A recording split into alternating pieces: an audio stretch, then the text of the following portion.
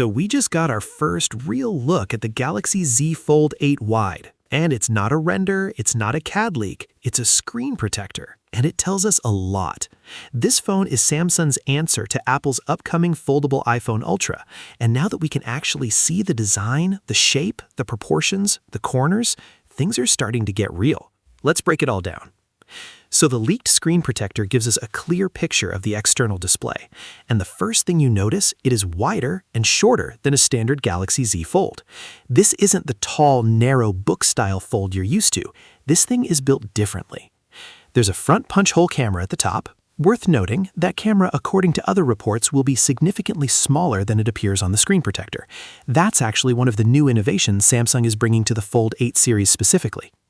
The bezels in the final device will also be thicker than what the screen protector suggests. Samsung's foldables have always had noticeably chunkier edges on external displays compared to even their mid-range A-series phones, so that's expected.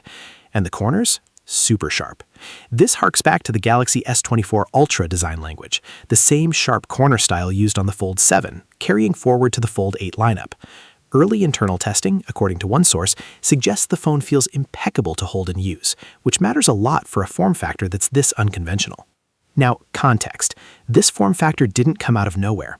Once Apple's foldable iPhone Ultra design started leaking, both Samsung and Huawei got moving. Huawei already had the Pura X, then quickly followed it up with the Pura X Max, a phone designed to be used horizontally most of the time. Samsung's Fold 8 Wide is their direct counter to that. Compared side-by-side, the Galaxy Z Fold 8 Wide appears a little taller while being just as wide as the Pura X Max. The big visual difference is in the corners. Huawei goes soft and rounded, Samsung goes sharp and angular. Completely different personalities. Apple's, by the way, is also going with softer, rounder edges, so Samsung is the outlier here with that aggressive corner design.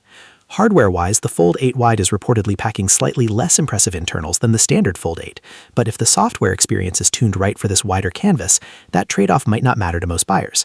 Samsung is also making sure the Fold 8 Wide, along with the standard Fold 8 and the Flip 8, launches in July, well before Apple enters the room with its foldable iPhone Ultra later this year.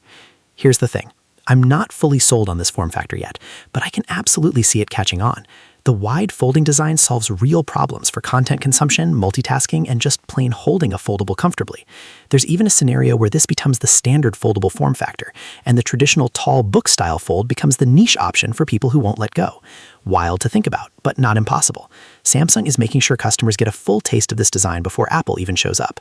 Smart move. Are you into the wide form factor, or does the standard fold still make more sense to you?